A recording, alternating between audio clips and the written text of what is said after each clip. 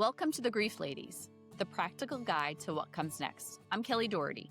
And I'm Karen Arnold, and we are two grief professionals with over 50 years of combined experience. We're here to validate, educate, and give you tangible tools you can actually use.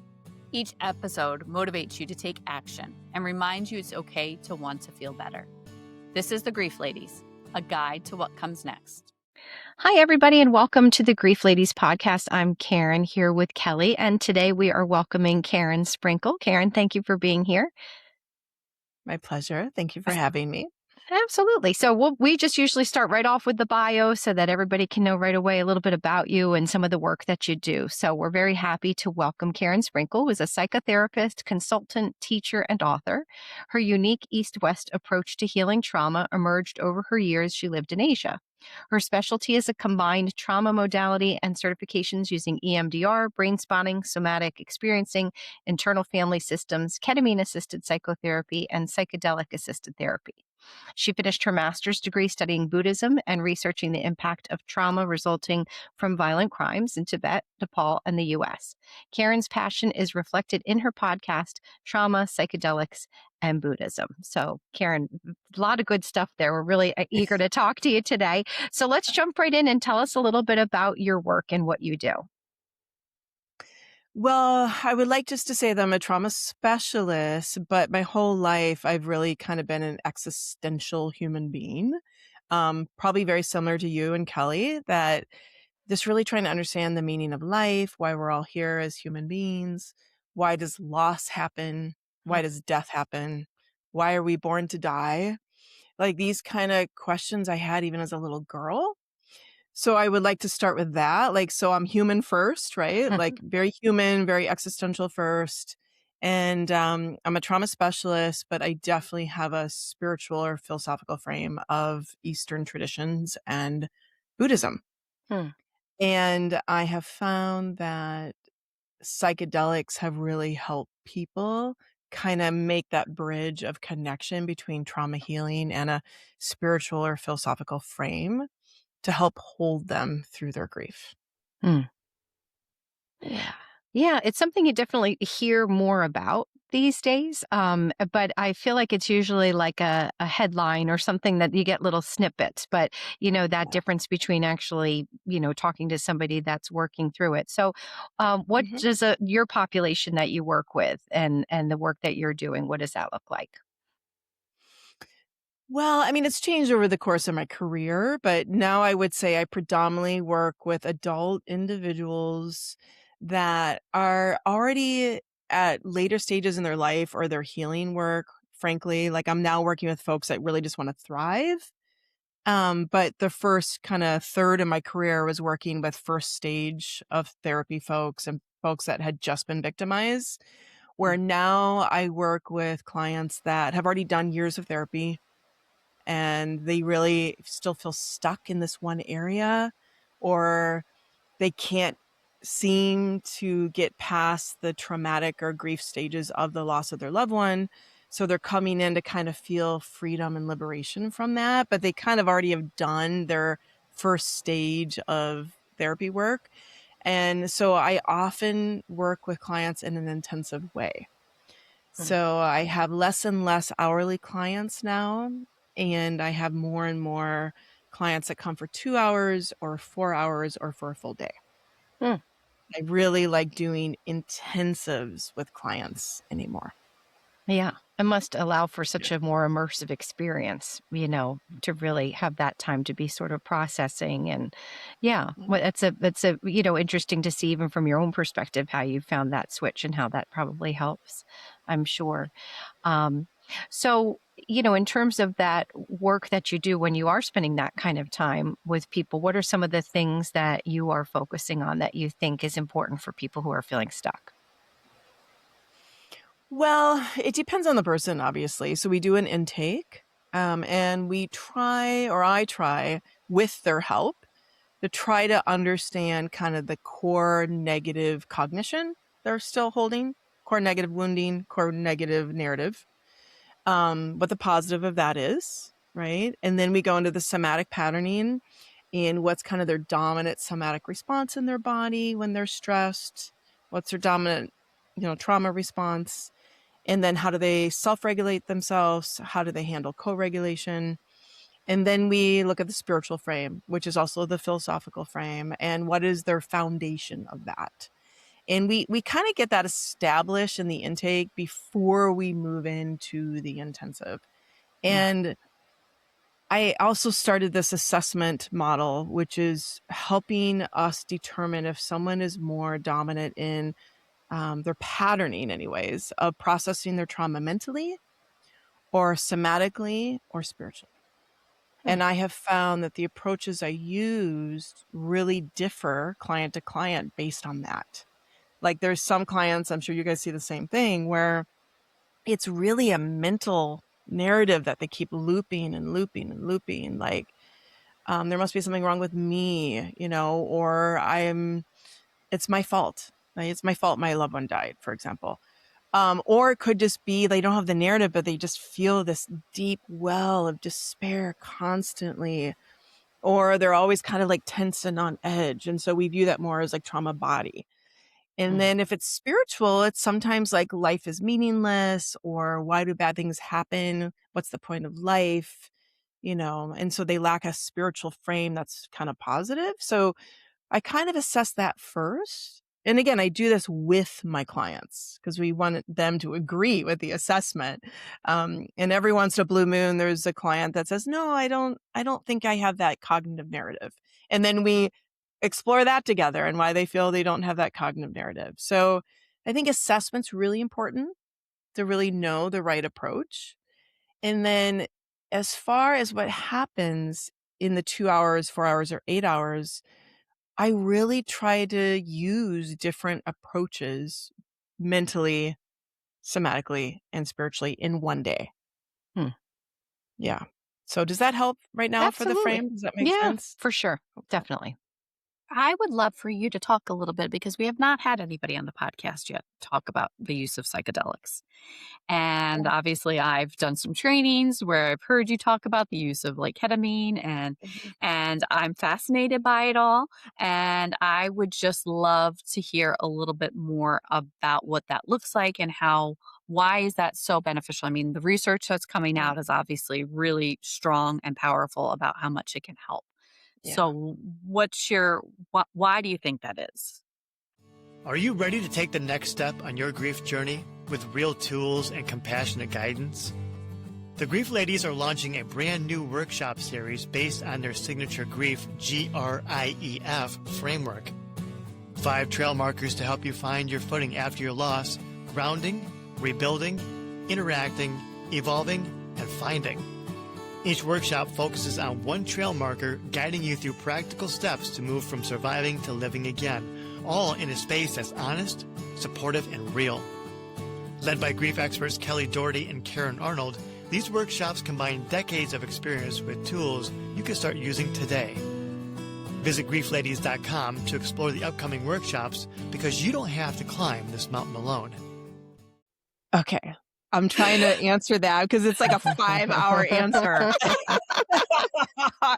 So I'm trying to like get my mind to do it in 5 minutes. So first of all, let me start by saying that I was a little bit anti-psychedelics as a therapist, and spiritually. So I started, because of my existential frame and then my Buddhist frame, kind of being against psychedelics and feeling like it was a cheating or it was a shortcut. And this was back when I was growing up and everyone was doing deadhead shows and doing tons of drugs. And I was like, oh, come on, like you have to find it inside yourself. So I used to actually kind of have a judgmental attitude against psychedelics. And then, of course, I got all these trainings in psychotherapy. And I also still maintain like people should not have shortcuts. They should find their own way in order to deal with their traumas and to heal, right? Sure. Without using a molecule or a substance. And then what happened was about 4 years ago, I really started to read the MDMA studies, right? And then I read more and more and more. And I was like, okay, Karen, it's time to open your mind. There's actual scientific data here that is showing that MDMA treats PTSD. And I'm a trauma specialist, so how can I turn my head away from that, right? So I was like, you know what? I'm just going to see if I can get into the training. So I got into the training. And I was so humbled because I was the only one there that had never tried a psychedelic.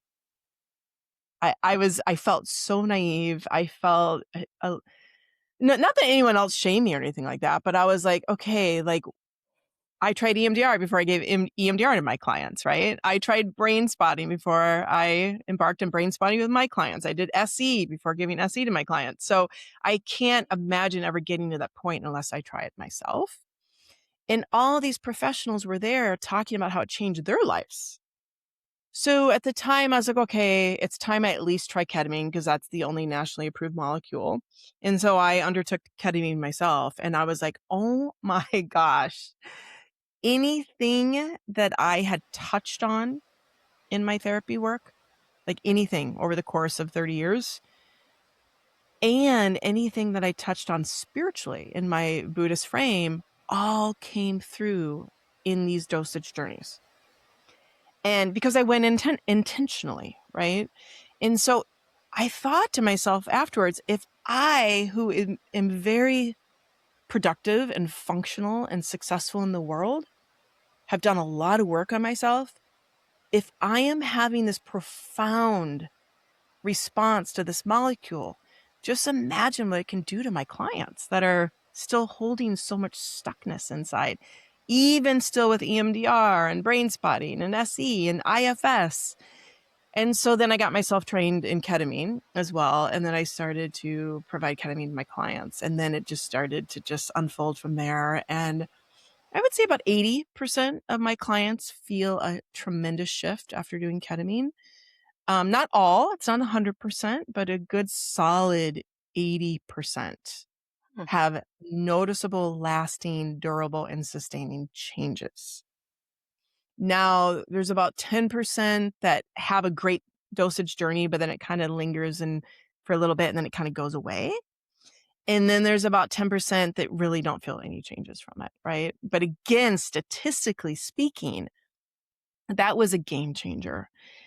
But I also simultaneously noticed that traumas can surface and come up, right? And I was also getting all of these referrals in the area because I live in the Bay Area, like you guys live in New York. A lot of people try psychedelics. And so I was getting a lot of referrals for people that had a traumatic experience with psychedelics, which is, by the way, another reason I was a little bit anti-psychedelics until 4 years ago. So then I also simultaneously like, okay, people need to be held and there needs to be a trauma approach right during the psychedelics or right when they're coming out of it in case they had traumas that surfaced. And frankly, that was one of the things I was lacking in the MAPS research is that they had, understandably, this belief in the inner healing intelligence, which is what the practitioners were holding as the philosophical frame when clients were going through the research, is that the molecule, the set and setting, the sitting of the practitioner, and trusting in the inner healing intelligence of these clients was all they needed to help them heal. And again, the studies did show that it did help them heal, right? But unfortunately, because there wasn't like a documented approach and protocol, that was one of the factors of why it didn't get approved. Right. I mean, there's other factors too, but that was one of them. And so I do think it's important to combine psychedelics with a trauma healing approach and a philosophical frame. And it must be intentional, right? Not recreational. So over the past 3 years, I would say, I can compare my clients that did just EMDR, my clients that just did brain spotting, my clients that just do IFS, clients that just do SE, and then now my clients that do ketamine or psychedelics with those other approaches. There's no comparison. I mean, the combination of the ketamine in particular with these other approaches is that sustaining, durable change because what the molecule is doing to the brain. So that's why I've completely shifted and done a 180 and firmly believe it is extraordinarily helpful. And for grief, it is outstanding because it not only relaxes the body, right? And the amygdala softens, and there can be more salient networks and new neural networks that are kind of talking with each other. But because of that softening of the amygdala and having this open awareness of life and how we are all interconnected, whether there's unity consciousness or not that comes up, most people that have a psychedelic experience have this like incredible expansiveness where they understand that life is about love, and that even after one dies, that love is that sustaining truth, and that never goes away. And before the psychedelics, people feel it and they know it to be true, and they might have a moment of like, oh, when I think about my grandmother when she used to bake me the apple pie, I can still, when we do EMDR, and that in that moment I can feel that love from my grandma. But then they go on with their day, and then their week, and then it kind of drifts away again, and they come back 2 weeks later, they're like, yeah, I felt good for a day or two, but no, I'm feeling sad again, I still really miss my grandma. And then we do more EMDR, more brain spotting, right? When they do that with ketamine, and you do the EMDR and brain spotting with it, really brain spotting and parts work, it's like that sustains that feeling of like, oh my God, that apple pie and my grandma, that love I felt with my grandma. I still remember that. It lasted the whole 2 weeks. So it kind of, that's kind of the biggest difference, I would say, is the sustaining kind of durability of the healing when you combine it. Well, I would love to know, how often do after death communications happen then? Well, so I finally did the IADC training. Let's see, I think it was like 2 weeks ago or 3 weeks ago, very recently. I want to be very honest that it was kind of common sense for me because I already do stuff like that with my EMDR clients over the years. I always ask them if they could speak to their loved one who died. What would you say now? If their loved one could speak, what would they be saying now? So in that sense, it was common sense. But what was less common sense, which was a very useful reminder, is to make it eye movements and short sets. Eye movements, short set, eye movements, short set. Because I tend to let my client just be in for 5-10 minutes before I stop the sounds, right? Or check in with them again. So I really like that reminder because that's the way to kind of get the changes to sustain to the next sequence, right? And get those changes to sustain before you get to the next sequence. So I really appreciate that about the training, the IADC, is that, am I saying that right? IADC, right? Mhm. Yeah. Yeah. Is that sequencing kind of happens when the amygdala is softened and we can connect to the feeling of the loving, energetic connection with the person that died. Then we can go through the stages we need to sequence it, to sustain it. So would I use IADC in the first stage of grief healing with the traumatic grief? No, I would not. Would I use, and again, I'm not an expert in IADC like you guys probably are, but because I just got trained. But would I use it for someone who died a long time ago? Absolutely. Absolutely. If someone has a death from 5, 10, 15, 20 years ago, for sure. I don't know about if it's a recent traumatic loss, if I would use it in the beginning stages, but I would eventually use it. But with IADC and psychedelics, that opening happens for sure.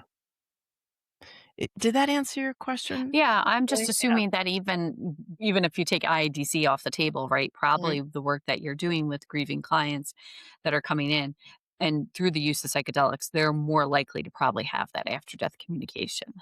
Exactly. Absolutely. I mean, again, this is what happens naturally with Mhm. psychedelics. Like someone Mhm. will, it's just like, I can't believe I just smelled the apple pie that my grandmother made for me when I was 7 years old. And they're like 60, Yeah. right? And it literally comes back as like an olfactory scent, and it brings everything back to them. So, and I think it's similar with the IEDC, is it really, and that's what helps it sustain and be durable rather than this kind of intellectual memory of, I remember when I was 7, I loved the smell of that and the love of my grandma. This makes it real in the present moment. And then they have that feeling of like, oh, that love is always here. It never goes away. And to me, that's the biggest gift we can give our grieving clients, Yeah. is that reminder. Well, that's what we Absolutely. talk about. I mean, trying to help people find ways to be here in the present while still feeling connected to their loved one. Because that's one of the scarier things. If we feel like we're moving on and, leaving that behind, then there wouldn't be as much incentive, to be trying to participate in the now and feeling a little bit better. So it's really important to help people sort of find ways to do both, I think. Karen, I'm curious. I mean, on a little bit of a different path here. You talk about the Buddhism, and we haven't talked about that too much here. And it's Yeah. something that I personally find interesting, comforting. There's aspects of it that I feel drawn to, again, for me personally, but then also through this work. I think there's some very good alignment. Where does Buddhism play a role in the work that you do? I mean, it's foundational. And most of my clients that come to see me already know I'm a Buddhist. Like, I work with a lot of Dharma teachers and things Mm. like that. And so on the intake call with clients and on my website, it's pretty obvious that that's my frame. And so I usually will ask a client, especially if they're Christian or Muslim, and I certainly have clients from all faiths, if they feel comfortable working with me knowing my frame. And, obviously they all say yes if they keep coming in.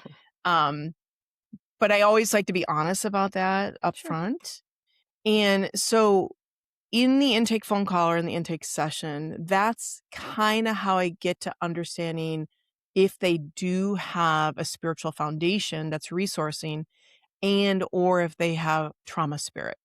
Because I will ask them, first of all, what their faith is, what their sense of religion is or not, and what their belief in suffering is. That's actually one of the foundational questions I ask. And if they're like, what do you mean? What do you mean my belief in suffering? Then I will say, do you believe that suffering is part of life? And then from their answer is where I navigate where to go next. So I kind of bring that in from the very beginning. And then, again, based on their response, we will go down more of a Buddhist path or more of a cognitive path, right? So if they're like, no, I don't think that's right, and I think that's unfair, and suffering shouldn't be part of life, and I think that's BS, and it's like, okay, then I know we need to go to either the spiritual or a mental and find out more about that. And if they're like, well, yeah, suffering's part of life, but I still didn't think that my child would die before me. It's like, okay, now I know. And then I ask them more about that. Like, okay, tell me more about what you mean about suffering is part of life. Does that mean that people should die when they're expected to die when they're old? And they'll say, well, yes. And I'm like, it is unfair, isn't it?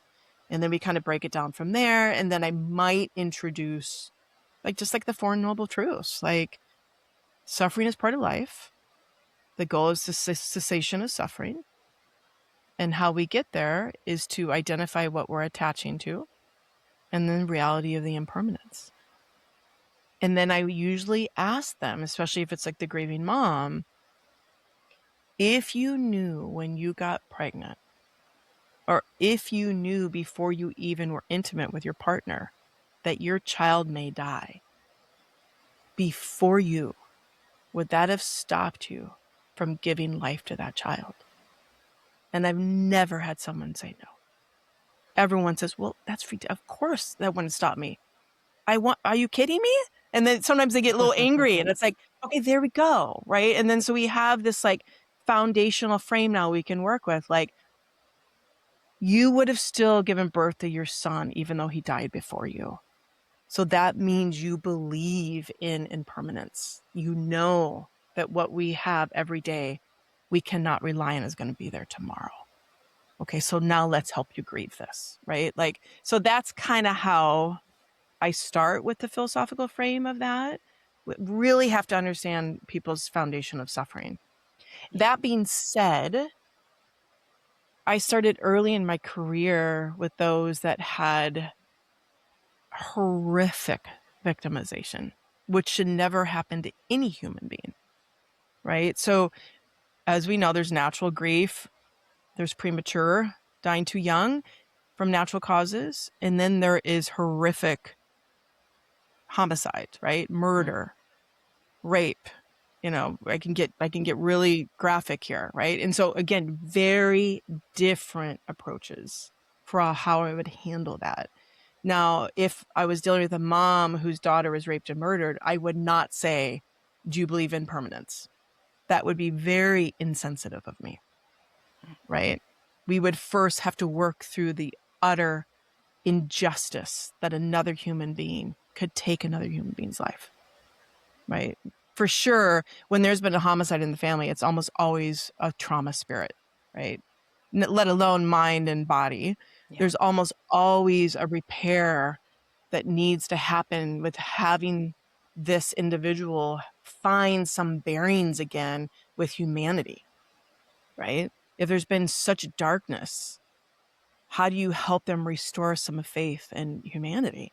So then I'd start with that, right? And that wouldn't necessarily be Buddhist per se. It would be existential. It would be like, okay, bad things happen to good people. How do you make sense of that? Absolutely.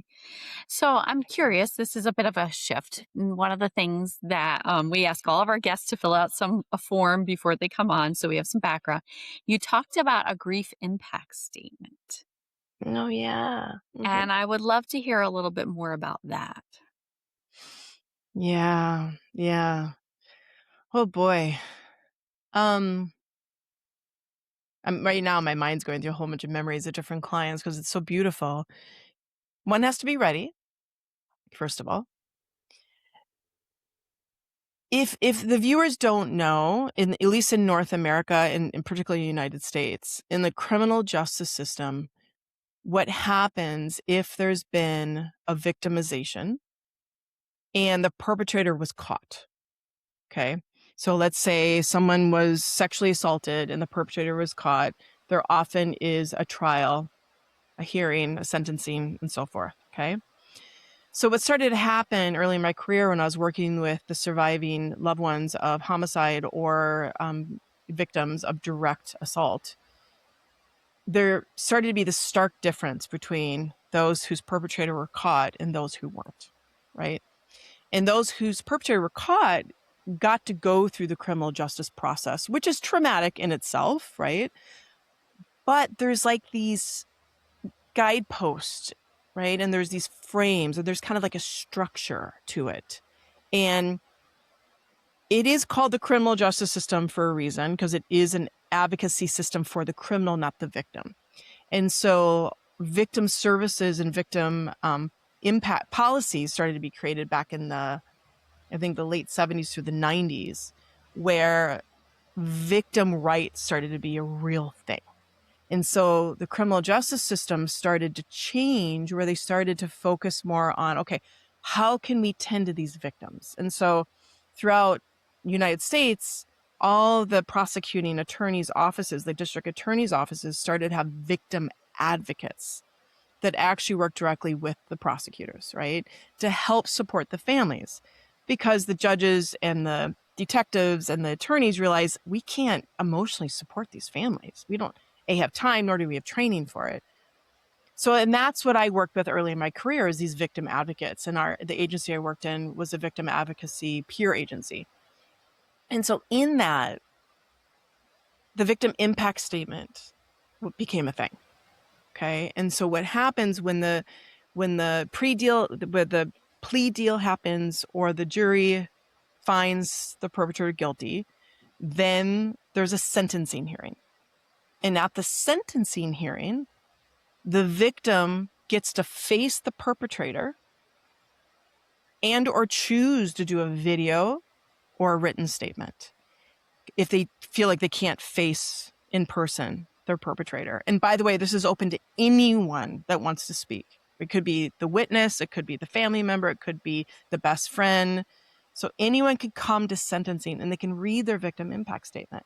And there's actually a template And the template basically talks about the impact that this victimization has had on your life, mentally, financially, right? And I noticed there wasn't really a spiritual question there. And that's, as we know, one of the biggest impacts to our victims that we work with's lives. And so from there, way back when, 25 years ago, started to develop that, wait, what happens when the perpetrator is never caught? Where do they get their time in court? They never do, right? They never get to go to court. They never get to get witness for their impact. So they go to therapy and they expect the therapist to witness them, which we do, but it's not enough. They need a larger witnessing.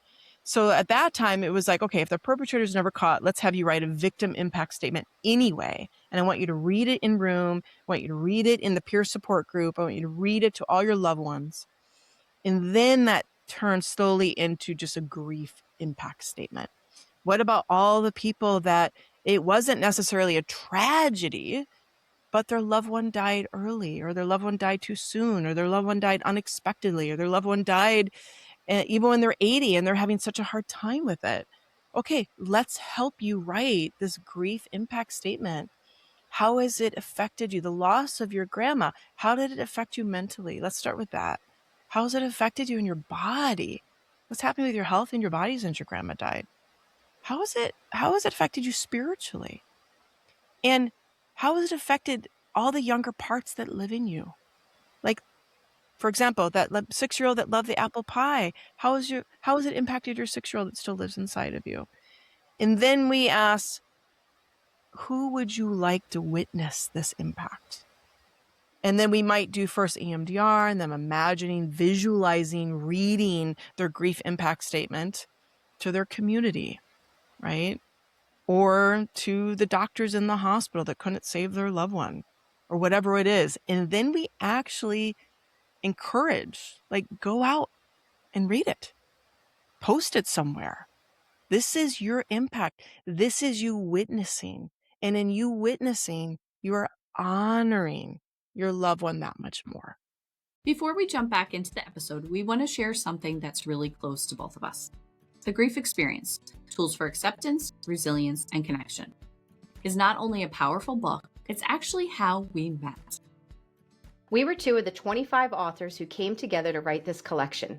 Each chapter offers a personal story about grief, different relationships, different circumstances, different ways people try to make sense of life after someone they love died. Readers tell us these stories feel honest, compelling, and surprisingly reassuring. Many say it helped them feel less alone in what they're carrying. What makes this book unique is that it doesn't stop at the story. Each chapter ends with a practical tool, something the reader can use right away. One reviewer said the suggestions at the end of the chapter became a lifeline when they weren't sure what to do next. If you're looking for grounded support, or you're a therapist wanting to understand better the reality of grief from many angles, this book offers connection, clarity, and real guidance, not cliches. You can find The Grief Experience on Amazon, and we'd love to get your feedback.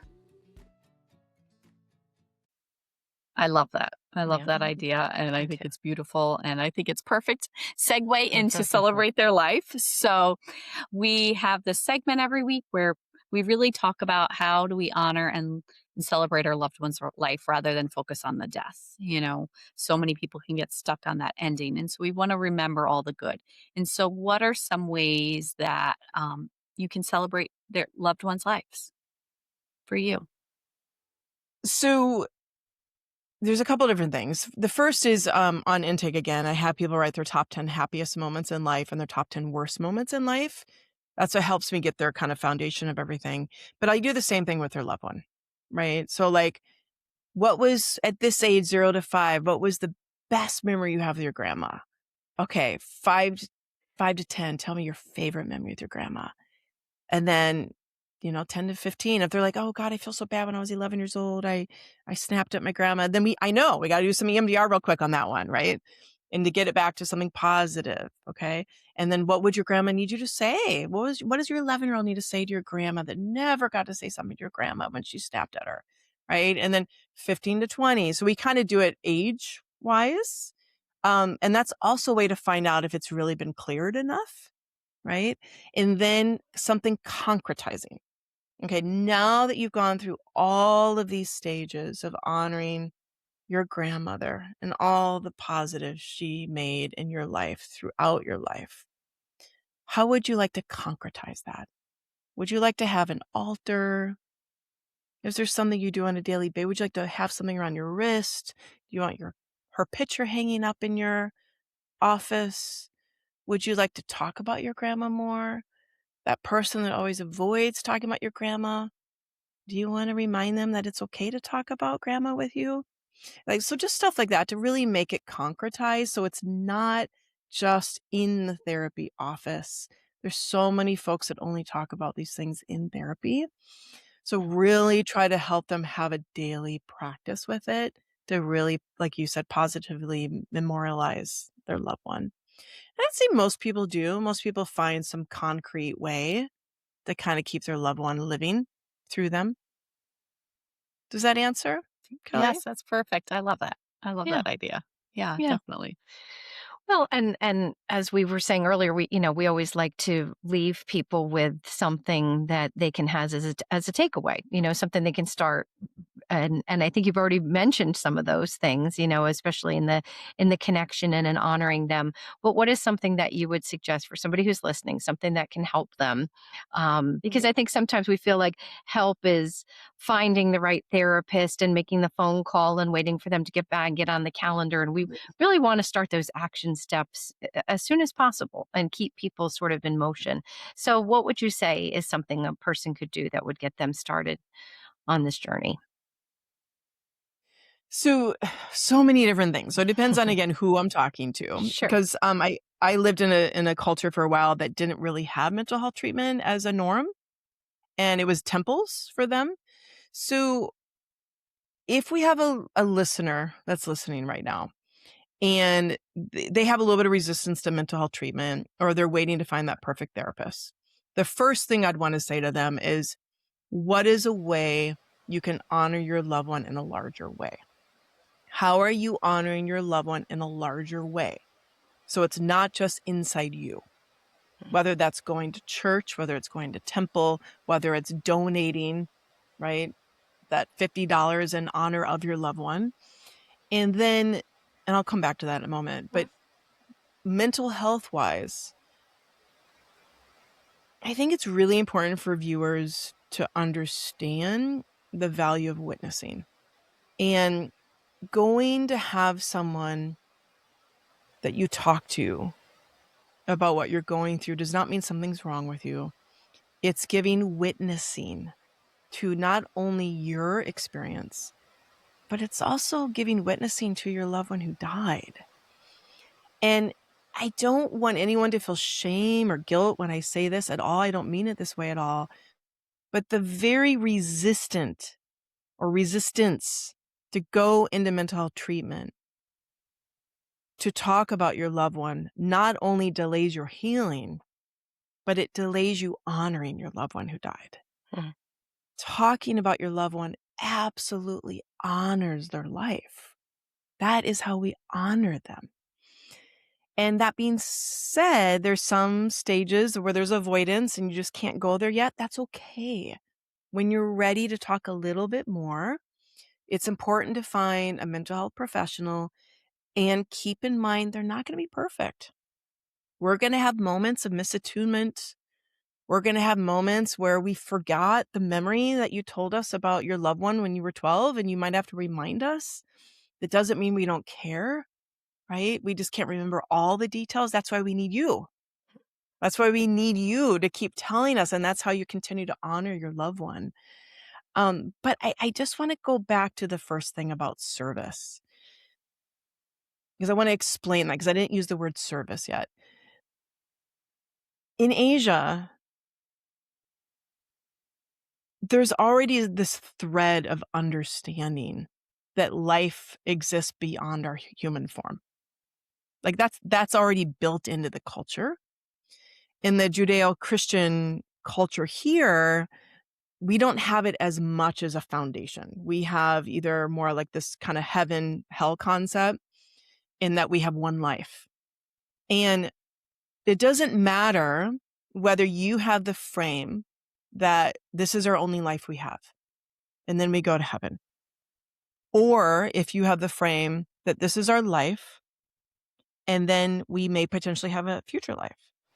Regardless of which frame you have, there's still this incredible honoring and sacredness of giving service to your loved one. And the part of giving service to your loved one is the act of dana, the act of donating on behalf of your loved one, right? Donating to your church on behalf of your loved one. And if you cannot financially donate, you donate time, right? And in Asian culture, this is just built in. I should say in Asian Buddhist cultures, this is just built in.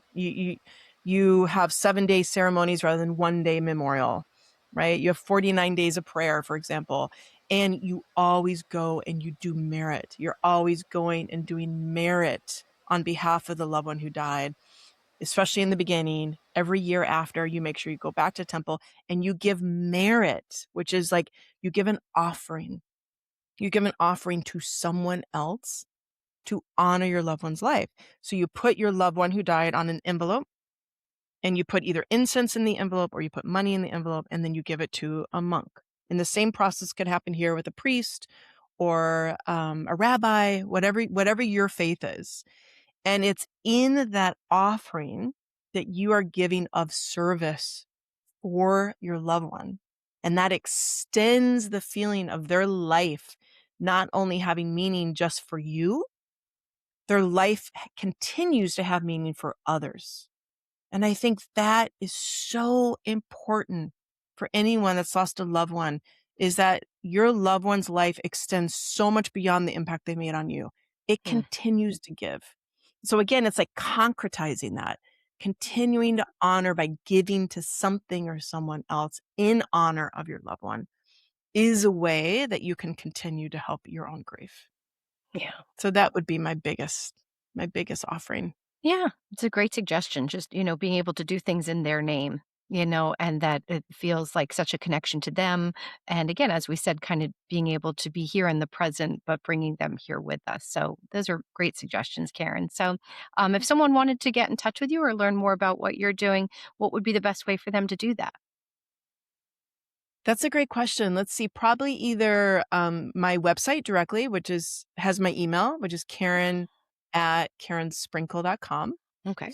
Or probably through Instagram, and my Instagram is The Thriving Self Now. But probably email is the easiest. Okay. And my last name is spelled E-L, not L-E. Many people know my name. Yeah.